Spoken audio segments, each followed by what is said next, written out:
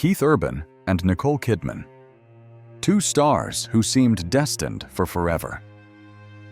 But behind the red carpets and the perfect smiles was a love story built from fire, healed through faith, and ended in silence. He was the boy who learned music from pain. She was the girl who found her voice through heartbreak. Together, they created a family, rebuilt themselves from ashes, and then quietly let go. This isn't the story of failure. It's the echo of a love that changed them both forever.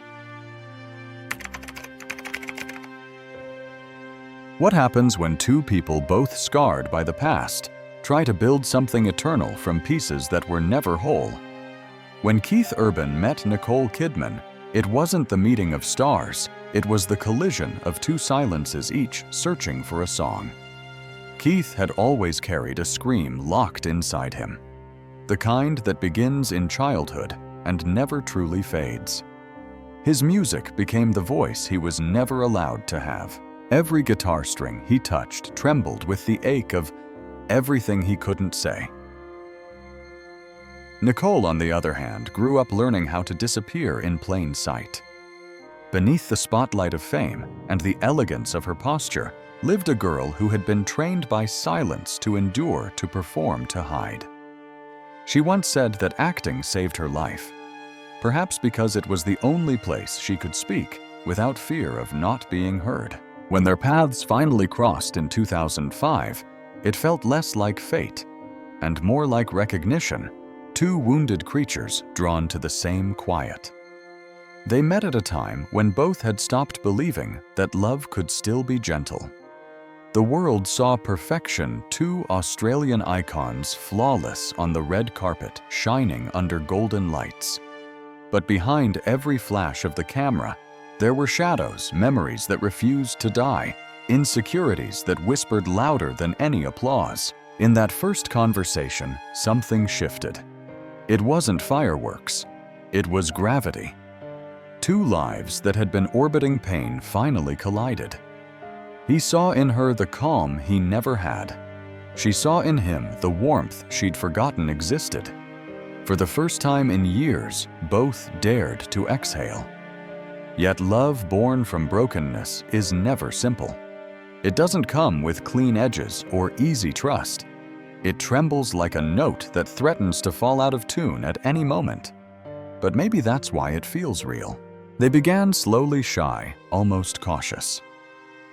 Keith would call from tour buses, his voice a soft apology between sound checks. Nicole would listen, eyes closed, not to his words, but to his pauses.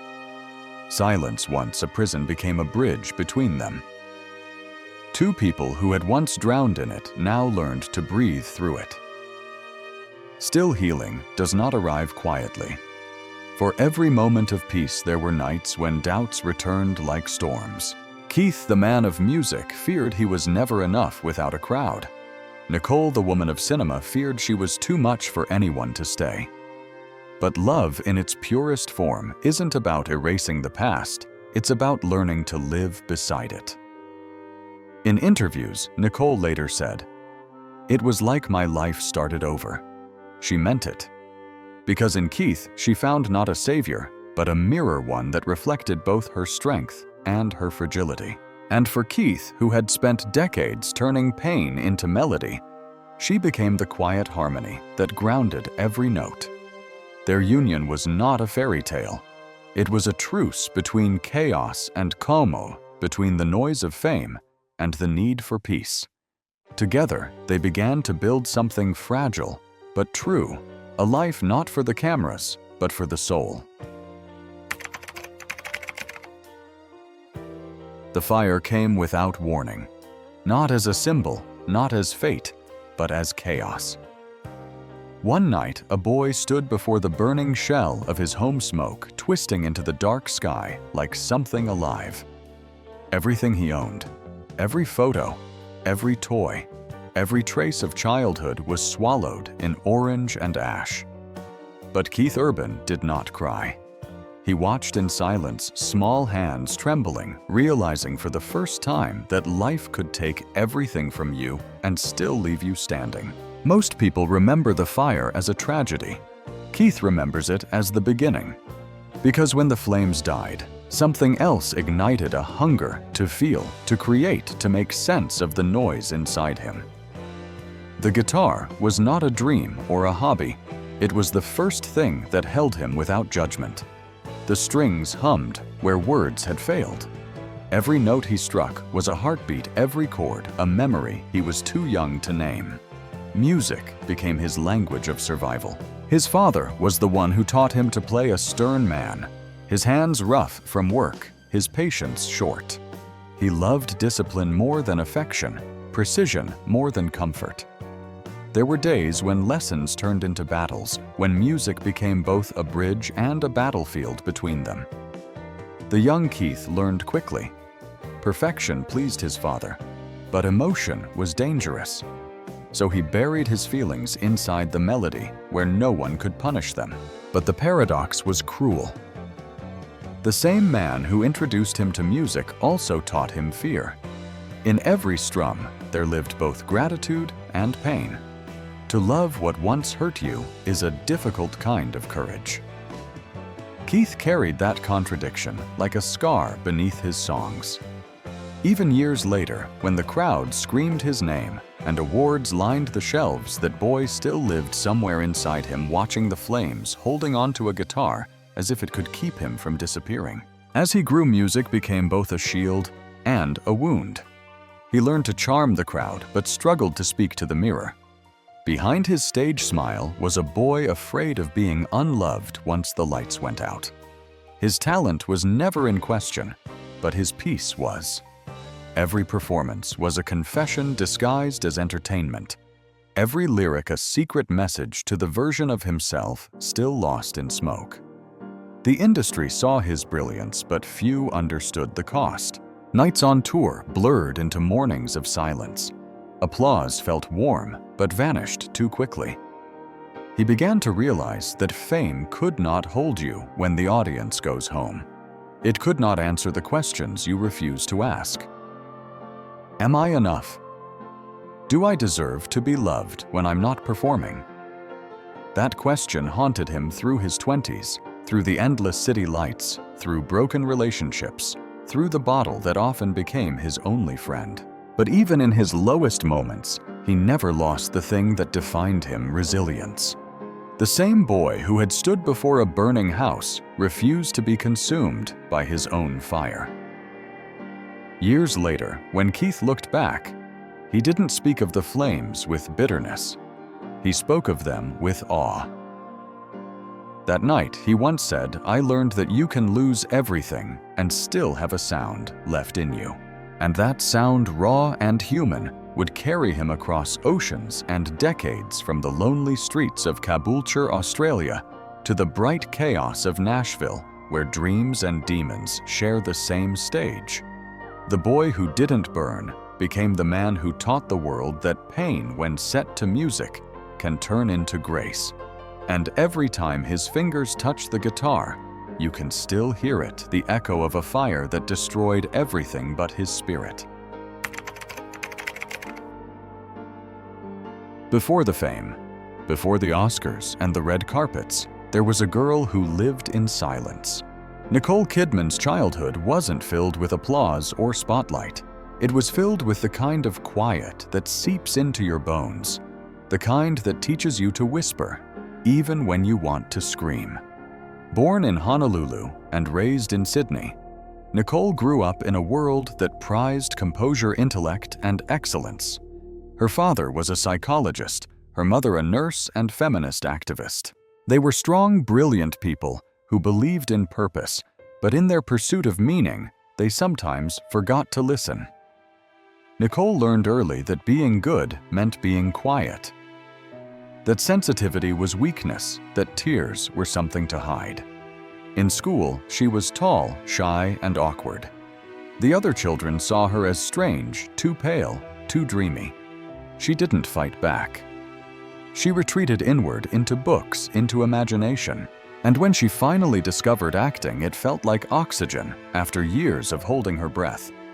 On stage, she didn't have to be herself, she could be anyone. And for a girl who had never felt truly seen, that was liberation. But acting wasn't just expression, it was therapy. Every character she played became a vessel for what she couldn't say. Anger, fear, grief. She gave them all to the women she portrayed. Audiences saw a gifted actress. What they didn't see was the child still trying to be heard. Her early career was marked by discipline and control. She was precise, elegant, almost cold in her perfection.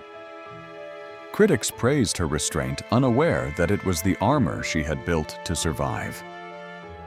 Inside, she still carried the echo of that quiet house that learned silence. Hollywood arrived like a storm. Suddenly, the girl who once stood at the edge of every room was standing in front of the world. Fame didn't terrify her, it numbed her. Because when the lights hit, she could finally disappear again, this time behind the characters people adored. Each role was an escape route, each award another layer of distance between the woman and the wounds. When Nicole played Satine in Moulin Rouge, the world saw glamour and tragedy. What it didn't see was truth. Behind the glittering costumes, she poured in her exhaustion, her longing to be loved without performance.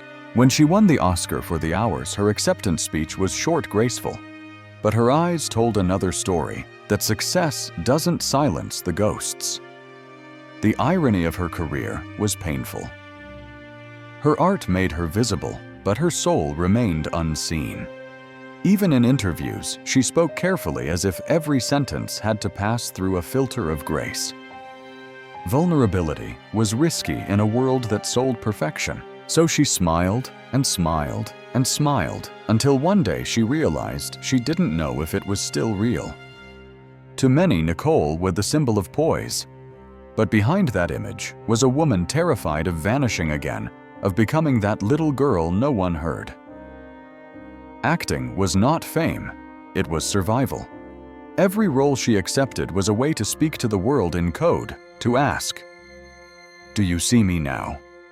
Do you hear me yet?" But the truth of silence is that it never fully leaves. It just waits for the right person, the right moment, the right kind of love that can turn it into something else. And somewhere across the ocean, in the smoky bars of Nashville, a man with a guitar was learning to translate his own silence into sound. Their stories were parallel lines destined to meet, not because they were perfect, but because they both knew what it felt like to be unseen. Before Nicole, before redemption and serenity, there was another chapter written in fire and tears. The kind of love that teaches through breaking. Her name was Laura Sigler, and for a time she was Keith Urban's whole world. Their story began when fame was still a dream and chaos was already a habit. He was a rising country musician with too many miles behind him and too many ghosts inside him. She was warm, patient, and believed that kindness could cure pain. They met in a world of noise, but what drew them together was silence, the unspoken understanding between two lonely people who thought they could heal each other.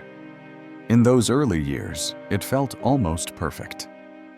Laura loved Keith not for the spotlight, but for the boy she saw beneath it, the one still carrying the memory of fire, the one who used his guitar to say what his mouth couldn't. She believed in him even when he didn't believe in himself, and for a while that belief was enough to keep him afloat. They shared late nights filled with music and dreams, the kind of fragile happiness that glows brightest before it fades. But behind every song, there was a storm waiting. Keith's charm could fill a room, but when the applause stopped, he became a man haunted by his own mind. The stage made him powerful, but the silence after each concert made him small again. Alcohol became his escape, a friend that promised comfort and delivered chaos. Laura tried to hold him together, tried to be the calm after every storm, but love cannot compete with addiction. He began to disappear, not all at once, but piece by piece. Missed dinners, broken promises, half-finished songs. Each relapse stole another part of him, and each apology came a little too late. Laura would wait at home, surrounded by empty bottles and unspoken words, praying that the man she loved would come back as the one she believed he could be. But each time he did, he was a little more distant, a little more hollow. Their relationship became like living in a burning house. Both knew the flames were closing in, but neither could find the door. Laura searched for water forgiveness, understanding therapy, anything to save them. Keith searched for airspace to breathe, to feel, to not feel. They weren't fighting each other. They were fighting the same darkness from opposite sides. When she finally walked away, there were no screaming matches, no final declarations. Just a quiet end, a phone left unanswered, a suitcase by the door.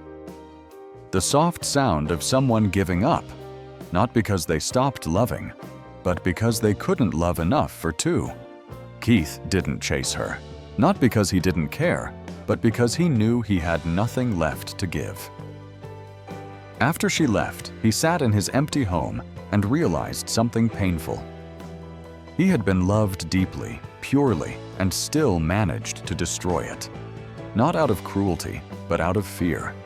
Fear of being seen. Fear of not being enough. Fear of what love demanded from him. For years he had turned pain into music, but this time the pain was too personal to perform. It was real. He threw himself into work, into songs that bled more truth than melody. Tracks like Stupid Boy and You'll Think of Me carried echoes of that loss, not as revenge, but as remembrance. They were love letters written too late, fragments of the man he was trying to rebuild. Every concert became confession. Every chord an apology that only he understood. Friends said he seemed distant but focused quieter than before. Behind the success, behind the Grammy nominations, there was still that empty chair at his kitchen table. Still the memory of the woman who had loved him before he was famous. He began to realize something crucial. Love, no matter how strong, cannot heal a person who refuses to face his own wounds. When Nicole Kidman married Tom Cruise, the world believed it was a love story written in the stars. Two of Hollywood's most beautiful people, hand in hand, smiling beneath flashbulbs that never seemed to dim. But what the world saw as destiny, Nicole later understood as illusion, a fragile dream she built to feel safe in a world that never stopped watching. She was just 23, still soft with youth when she stepped into his orbit. Tom was already the sun-powerful, magnetic, impossible to ignore. He carried fame like armor, charisma like gravity. To Nicole, who had spent her life fading behind characters and silence, he seemed like protection made flesh. He looked at her, and for once the whole room looked too. For a girl who had spent her life unseen, being chosen by the most famous man alive felt like being rescued. But rescue and captivity often wear the same mask. Their relationship unfolded like a movie. Days of Thunder brought them together, and for a time their chemistry was undeniable, all passion and promise. Yet behind the glittering premiere lights, there was a quieter story. A young woman who wanted to be loved not for the performance, but for the person she barely understood herself. She entered that marriage with hope, but also with fear. Fear that without someone like him, she might vanish again. Tom offered certainty, structure, control, things that made her feel secure. But safety, she learned, can be the most elegant kind of cage. Theirs was a world built on perfection. Every smile rehearsed, every photograph immaculate. They traveled in private jets and lived in mansions, yet the air between them was thin, almost staged. Nicole played the role of wife with the same precision she brought to film, flawless on the outside, crumbling beneath the surface. When they adopted 2 children, she thought motherhood would ground her. It did for a while. Holding them felt like touching something real amid all the artifice. But fame has its own gravity, and soon even family became another set piece. The world kept spinning around Tom, around his movies, his beliefs, his image, while Nicole's own identity began to erode quietly. She was there smiling beside him, but inside she was fading. Frame by frame. There were darker moments, losses the tabloids never truly grasped, miscarriages that left her hollow days spent questioning her worth as a woman. Nights when she cried in silence because the world expected her to be grateful. "I had everything," she once said, "but I felt like nothing." Those words captured the cruel paradox of fame, to be seen everywhere and still feel invisible. The cracks in their marriage widened after Eyes Wide Shut. The film, with its exploration of intimacy and secrecy, mirrored their lives too closely. The line between acting and reality blurred until neither could tell which was which. Tom thrived in the spotlight. Nicole longed for shadows where she could breathe. By the end, love had become performance, two actors reading lines from a script neither believed in anymore. When the marriage ended in 2001, it wasn't with fury, but with exhaustion. Nicole didn't collapse because Tom left. She collapsed because she realized she had already left herself years before. The silence that followed was heavier than any headline. She went home, sat on the floor, and cried until she couldn't breathe, not for the loss of a husband, but for the discovery that the life she'd built wasn't truly hers. In the months that followed, she disappeared from Hollywood. No red carpets, no interviews, just time raw and painful spent in solitude. She later described those years as walking through fog. Yet in that fog, something fragile began to form a voice. Not a character's, not a script's, but her own. She learned to cook for herself, to laugh without cameras, to exist without being anyone's reflection. For the first time, she wasn't trying to be perfect. She was trying to be real. And in that raw honesty, she discovered a strength she didn't know she had. The illusion of safety had shattered, but in its ruins, she found the beginning of something truer: self-respect. When Keith Urban met Nicole Kidman in 2005, both were standing at the edges of their own wreckage. He had survived addiction and the slow collapse of everything he thought love could fix. She had survived a marriage that left her polished famous and quietly empty. They didn't meet as icons. They met as two people who had been broken in different ways, both still learning how to breathe without pretending. It was at an event in Los Angeles, glamorous, loud, crowded. Keith remembers seeing her across the room, elegant and poised, yet somehow apart from it all. Nicole remembers the way he looked at her, not like an actress, but like a person. In that glance, something unspoken passed between them. Not attraction, not destiny, but recognition. It was as if two wounded hearts had briefly recognized each other's scars. Their first conversation was simple, no rehearsed lines, no guarded tones, just laughter that surprised them both. She later said, "I remember thinking I could spend the rest of my life laughing like that." But laughter wasn't healing. It was only the beginning. When you've spent years surviving, tenderness can feel like danger. And for both of them, love had always come with pain. Keith was cautious. He had been sober only a short time, and fame was still a battlefield he hadn't learned to navigate without armor. Nicole, still raw from her divorce, feared trusting again. Yet something in their fragility drew them closer. They began quietly, phone calls, small moments, walks without cameras. She loved his gentleness, the way he listened instead of talking. He loved her calm, the way she didn't need to fill silence. But their love, at least in the beginning, was not healing. It was substitution. She replaced loneliness with care. He replaced guilt with devotion. Two people trying to patch the holes inside them with each other's presence. Love can be both remedy and relapse, and theirs was a bit of both. When Keith proposed, he didn't do it with grand gestures. He simply told her, "You've saved my life." But the truth was harder. She hadn't saved him. She had reminded him that life was still worth saving. For Nicole, Keith represented safety that wasn't controlled affection, that wasn't conditional. With him, she could be soft without being afraid.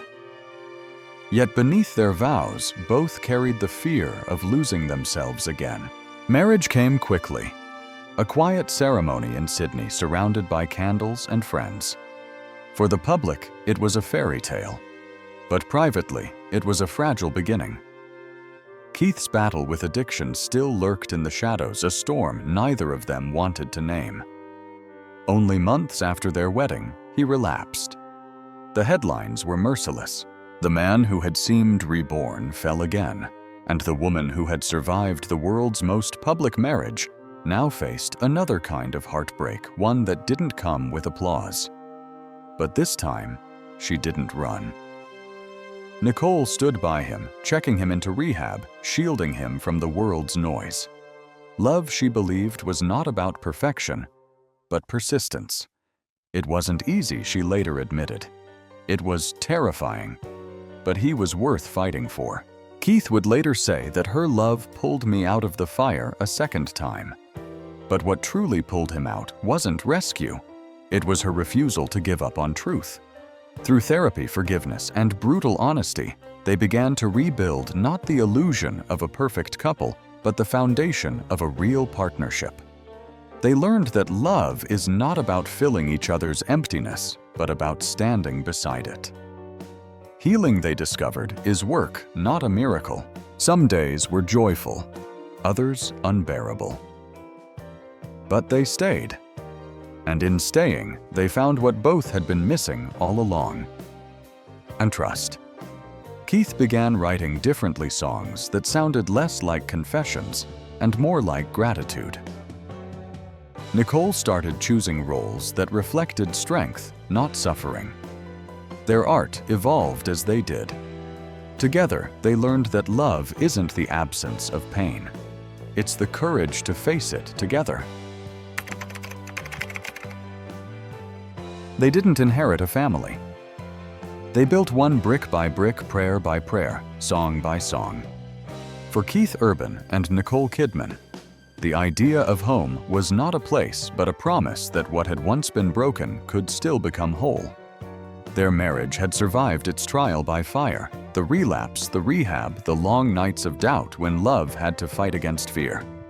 But out of that chaos came something solid, something worth holding on to. They emerged from it not as two halves trying to complete each other, but as two whole people choosing to build something new together. In 2008, the miracle they had quietly longed for arrived: the birth of their first daughter. Sunday Rose. Nicole was 41, and after years of loss and longing, she finally felt the warmth of tiny fingers wrapped around hers. She named her Sunday after the idea of rest, a day of peace, of grace after storms. "She's the child we prayed for," Nicole said softly. "The one who arrived when I thought it was too late." Keith was transformed. The man who had spent decades wandering through noise now found his rhythm in lullabies. He'd sit in the kitchen with his guitar, cradling Sunday in his arms, humming melodies that would later become songs of gratitude. Music no longer came from pain. It came from love, a love that asked nothing in return. But life had one more surprise. In 2010, they welcomed their second daughter, Faith Margaret, born via surrogate. For Nicole, who had battled fertility struggles and miscarriage, it was a humbling gift. Proof that motherhood could arrive in more than one form. "She's called Faith because that's what it took," she said. And indeed, it was faith, not fame, not fortune, that carried them through. Their home in Nashville became the quiet sanctuary they had both craved for years. While Hollywood glittered and demanded attention, Nashville offered space to exhale. Keith wrote music in the kitchen, while Nicole read scripts by the fireplace. Their daughters would run through the hallways, laughter echoing off the walls that had once heard only silence. For the first time, both could say, "This is peace." They didn't hire an army of nannies or chase endless premieres. They planted gardens cooked together, took their children to church on Sundays. Their love became an act of daily devotion. Small gestures that built an unshakable foundation. Keith gave up the chaos of constant touring to be home more often. Nicole balanced her film career with motherhood, learning that happiness was not in applause, but in the ordinary. Yet even in this calm, they remained aware of what it had cost to reach it. They carried their scars like gentle reminders. Nicole once said, "I know how fragile joy is. That's why I don't take a single day for granted." The woman who had once sought safety in illusion now found it in authenticity, in morning kisses, in spilled cereal, in the sound of Keith's guitar drifting through open windows. For Keith, fatherhood was redemption. He saw in his daughters the childhood. He never had a world without fear, without shouting, without fire. Every bedtime story was a way of rewriting his own past. Every hug was an act of healing. "They made me better," he said. "They made me understand love in a way I never did before." Together, they raised their girls with simplicity. No lavish privileges, no endless indulgence. Nicole wanted them to grow up with empathy, to understand that kindness mattered more than fame. "I want them to know real people, real life," she said. They lived between Nashville and Sydney, balancing two worlds, yet grounded in one truth.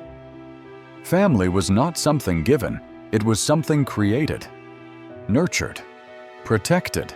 When Keith performed, Nicole and the girls often sat quietly backstage listening. He would glance toward them mid-song, a smile softening the edges of every lyric. And when Nicole walked the red carpet, Keith would wait at home, reading bedtime stories, content to be unseen. They had learned that love doesn't need to be public to be powerful. Every love story that survives storms believes it is unbreakable. Keith and Nicole had built their life from the wreckage of family glowing with laughter. 2 daughters, a home full of warmth and forgiveness. But the hardest truth about love is that it rarely ends with an explosion. Sometimes it just fades. Quietly, slowly, until the silence feels heavier than any argument. There was no scandal, no betrayal, no public feud, just distance invisible at first, like dust settling on untouched shelves. Keith was on the road again, chasing the same melodies that had once saved him. Nicole was filming across oceans, slipping back into characters that blurred the line between art and escape. Their schedules became opposing tides, pulling them apart in gentle increments. And like all drifting things, they didn't notice how far they'd gone until the horizon had vanished. In the early years, their silences had been tender, the kind that speaks through glances, through shared smiles at the breakfast table. But now silence returned in another form: absence, the kind that hums in the background when no one knows what to say anymore. He'd call from hotel rooms at midnight, his voice worn and tired. She'd answer polite but distracted. "I miss you," he'd whisper. "I miss you too," she'd say. But neither of them knew how to bridge the distance between missing and being. Keith began to find solace in his music again, though the songs changed.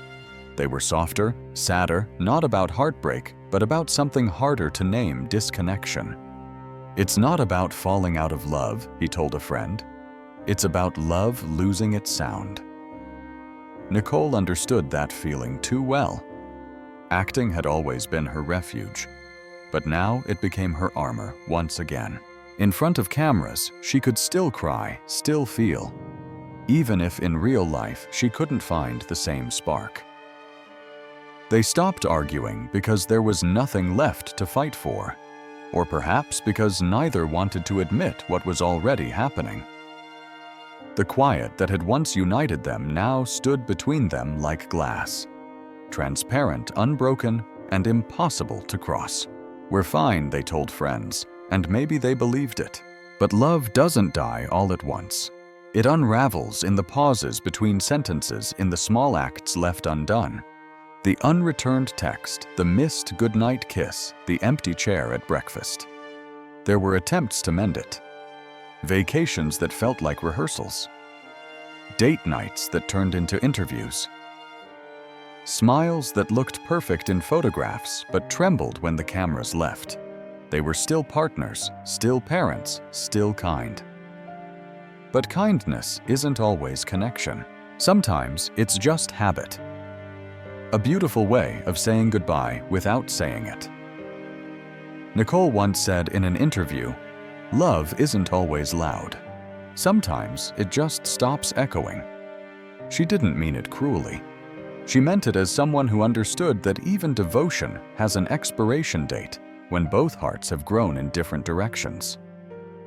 Keith, ever the poet, turned it into music. He wrote songs that spoke of gratitude and loss of wanting to hold on, but knowing when to let go. The crowd heard beauty. He heard confession. And when he sang, "People can survive the fire but drown in silence," it wasn't just a lyric, it was prophecy. At home, the walls still held memories. Photos of laughter, children's drawings on the fridge, a piano that hadn't been played in months. They still said "I love you," but sometimes it sounded more like "I remember you." And perhaps that was enough for a while. When two people spend nearly 2 decades building a life together, what happens when it all has to be divided? The world measures loss in assets, homes, cars, bank accounts, numbers on a page. But Keith and Nicole knew that the real empire they had built wasn't made of money. It was made of memories. And memories, unlike property, can't be split cleanly down the middle. The news of their separation swept through headlines with predictable cruelty, Hollywood's perfect couple no more. Commentators dissected every glance, every quote, every silence. But what they missed was the quiet truth. There was no villain, no scandal, no betrayal. Just two souls who had loved each other as deeply as they could until life pulled them in different directions. What remained wasn't bitterness. It was grief, a calm, private grief that lived in the spaces where laughter used to echo. They met with lawyers, spoke in calm tones, discussed logistics, the house in Nashville, the retreat in Sydney, the properties scattered across continents. On paper, they were worth over $325 million, a fortune, built from decades of art performance and relentless work.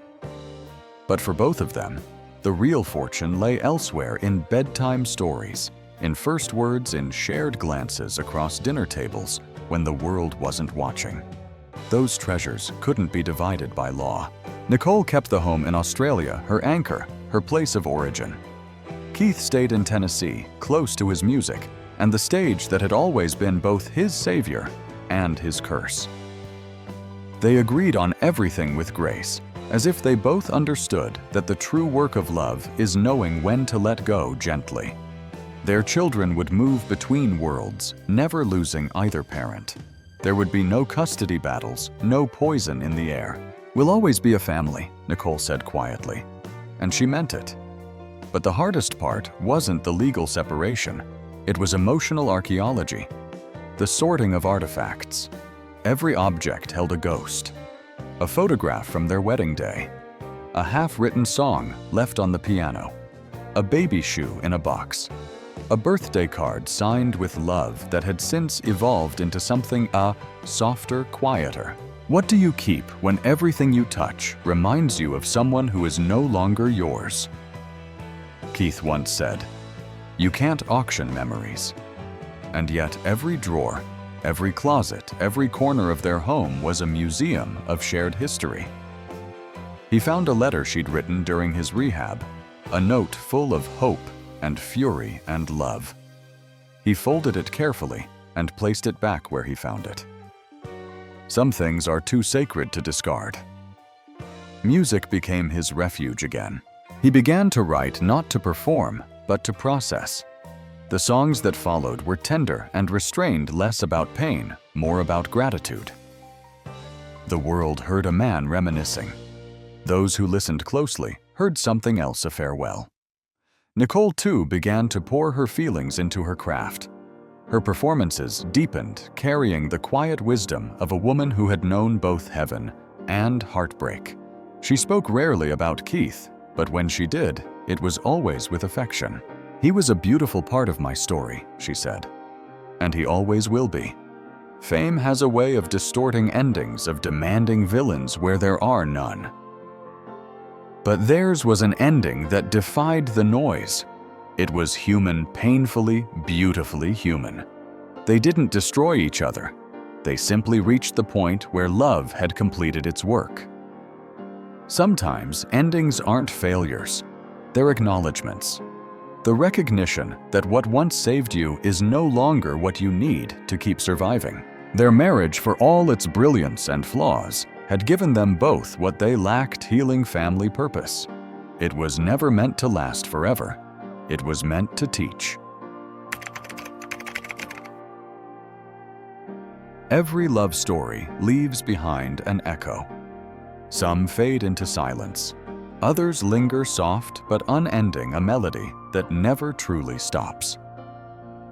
Keith Urban and Nicole Kidman's story didn't end in flames or betrayal, but in the quiet realization that sometimes love's greatest act of grace is letting go.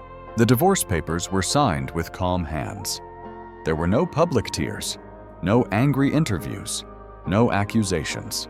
Just two people who had once saved each other, now standing in the soft twilight of what used to be everything. The world called it the end of a marriage. But for them, it was something else: the completion of a journey that had begun when both were lost and had led them to the best versions of themselves. Keith had become a man at peace with his past, sober, steady, and grateful.